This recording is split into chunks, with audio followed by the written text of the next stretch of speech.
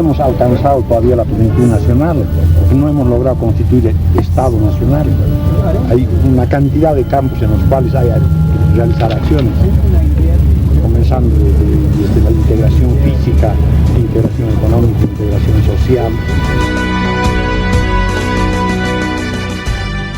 Por mucha seguridad que tenía en el heroico pueblo, nunca mis sueños más audaces me permitieron pensar en esta terminante derrota de la rosca. No encuentro palabras para decir todo lo que siento. Solo quiero rendir mi homenaje a los muertos y heridos en las heroicas jornadas de la revolución y a todos los míos. Así se expresó en una parte de su discurso el primero que hizo como presidente de Bolivia el 15 de abril de 1952, Víctor Paz Estenssoro. Era el comienzo de un largo y difícil camino. Era el comienzo de la construcción de las ilusiones de un nuevo país. Pero era también el germen de una serie de errores y problemas que conducirían a la revolución de 1952 por caminos difíciles de frustración y desencanto. Pero el proceso político que llevó al poder a Víctor Paz Estenssoro tuvo sus momentos culminantes entre el 8 y el 11 de abril, pocos días antes de la llegada del avión de Buenos Aires. La historia de la insurrección es fascinante. Comienza con un intento de golpe de Estado protagonizado por un general, Antonio Seleme, ministro del presidente Hugo Ballivián, y culmina con la insurrección popular que haría que los mineros se descolgaran por los cerros de La Paz y que en Oruro combatieran heroicamente hasta derrotar al propio ejército de Bolivia. En ese momento la respuesta fueron disparos de ametralladora muy continuados. Ya había comenzado el combate en Miraflores. Las Fuerzas Armadas de Miraflores tomaron el estadio y el templete. Los carabineros estaban apostados en Caiconi para evitar que salgan las tropas del cuartel, pero salieron por otro lado y comenzó el enfrentamiento entre los dos inicialmente. Entonces el pueblo levantó las pocas armas que tenía y gritó: vamos a luchar. Yo lo único que hice fue bajarme y acompañarlos y fuimos a Miraflores, donde realmente el tiroteo era nutrido. Los acontecimientos del día 9 hicieron pensar en un triunfo fácil y sin derramamiento de sangre. Se pensó que el ejército no reaccionaría y que el golpe de Estado le iba a dar la presidencia a Seleme. No ocurrió así. El general Torres Ortiz decidió contraatacar y en la mañana del 10 comenzó un fuerte bombardeo sobre la ciudad de La Paz. De tal modo que había una masa enorme que subía al alto. Entonces agarramos el jeep que habíamos tomado y subimos al alto en el momento en que entraban los compañeros mineros de Milluni. Disparando tiros, tenían armas y cartuchos de dinamita. De tal modo que las tropas que estaban combatiendo con la gente que había subido por el lado izquierdo se sintieron cercados. Entonces la tropa abandonó las armas por eso, porque estaban seguros. En esa época pues no había diferencia, nadie podía decir la diferencia entre un cartucho de dinamita y una bomba. Éramos pocos los que podíamos hacer la diferencia. Todos los que trabajamos en las minas sabíamos, conocíamos la diferencia, pero no la opinión pública y menos en La Paz. Tal modo que la tropa creyó que estaba cercada y que había artillería detrás de ellos. La participación genuinamente popular transformó lo que parecía una derrota inminente en un triunfo revolucionario. El día 11 de abril se firmaba el famoso Pacto de Laja entre el jefe revolucionario Hernán Siles Suazo y el general derrotado Torres Ortiz. Allí llegaba a su final la etapa bélica para comenzar la organización de lo que sería el nuevo gobierno. Entre el 11 y el 15, intenso movimiento en el Palacio de Gobierno para decidir cómo se establecería esa nueva función ejecutiva. Habíamos comenzado a discutir solamente el problema de la nacionalización. Con respecto a la reforma agraria, ya el MNR en años anteriores ya planteó la reforma agraria de tal modo que no era ninguna novedad y estábamos seguros que iba a cumplirla. Pero con respecto a la nacionalización hubo esa oposición que me obligó a decir: entonces sigue la guerra civil.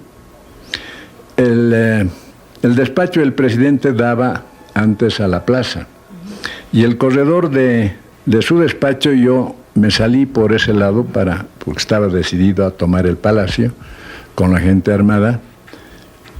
Y Cuando salí estaba repleta de gente y el doctor Siles salió por el otro lado, por la otra baranda, y nos encontramos ya en la última plataforma antes de llegar a la sala. Y me dijo: Juan, no más sangre, elige tú 4 ministros. Yo me quedé pensativo un momento y dije: aunque no eligiéramos un ministro, tenemos las armas, tenemos el poder, de tal modo que acepté. Ahí nace el cogobierno. Y nace también el primer gobierno de la Revolución Nacional, porque fue el presidente provisional por 4 días, Hernán Siles Zuazo, el que escoge junto a Juan Lechín y otros líderes del MNR a los hombres que acompañarían ese proceso inicial, que tenía las tareas más difíciles y fundamentales de ese cambio estructural que cambiaría Bolivia. Así la heroica revolución boliviana tuvo que sufrir el hondo drama de los días 9, 10 y 11 de abril de 1952. 70 horas de furioso combate en que aullaron las ametralladoras y rugieron los cañones, dieron la ansiada libertad a los bolivianos. Grupo de guerrilleros comandados por Hernán Siles Zuazo, el valeroso y noble capitán de la epopeya, abatieron para siempre una oprobiosa esclavitud. Muertos y heridos inundaron hospitales y centros de asistencia. Como saldo del odio de la rosca, quedan más de 3.000 cruces como centinelas del espíritu boliviano y más de 2.000 llagas que permanecen celosas y vigilantes de su revolución. El jefe de la revolución, doctor Hernán Siles Zuazo, constituido el nuevo gobierno, dijo: he empuñado el fusil en esta gesta heroica y como vicepresidente constitucional asumo el mando a nombre del pueblo para entregarlo al doctor Víctor Paz Estenssoro, presidente electo.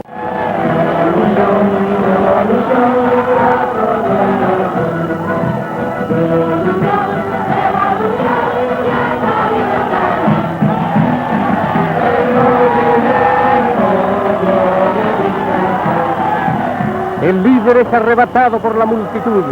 Hay miles de ciudadanos que se acercan en camiones y trenes. Muchedumbre emocionada clama al doctor Víctor Paz Estenssoro a través del trayecto hacia el Palacio de Gobierno, que dura 3 horas.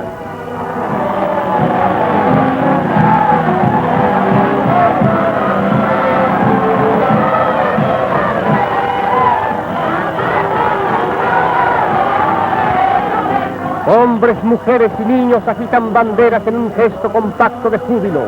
El espectáculo es maravilloso. Hay más de 200.000 personas esperando en la Plaza Murillo y las calles adyacentes, vitoreando frenéticas al gran líder de la revolución.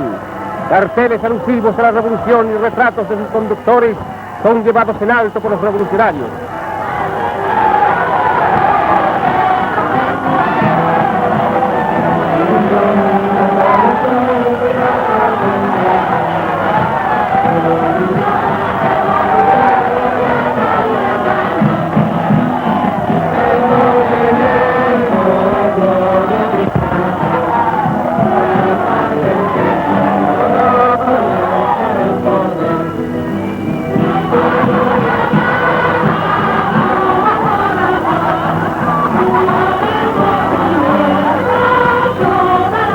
El vicepresidente de la República, doctor Hernán Siles Zuazo, al tomar juramento al doctor Víctor Paz Estenssoro, dijo: hasta este momento hemos obrado como mortales.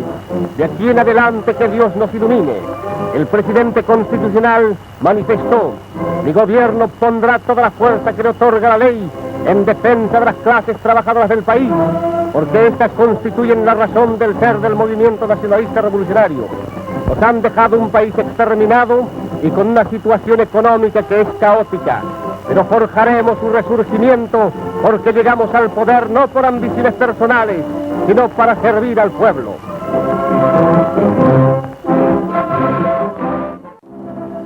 La ciudad está tranquila.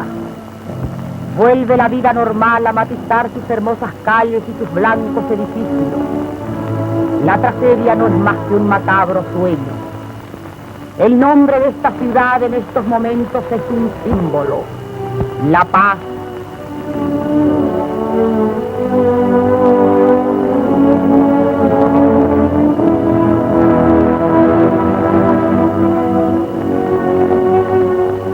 El presidente trabaja cumpliendo su palabra empeñada con el pueblo. Cambia ideas, estudia y se esfuerza con sus colaboradores para solucionar los grandes problemas de nuestra existencia. La nación está dada a sus conductores. La esperanza florece.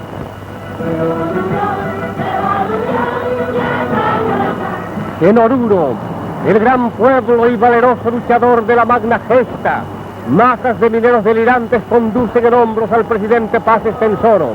En su saludo el presidente dijo: a mi llegada al exilio manifesté, volveré al Palacio de Gobierno en hombros de los mineros. Y hoy aquellas palabras que pronuncié hace 6 años se han hecho realidad. Ha llegado victorioso el momento histórico de la nacionalidad.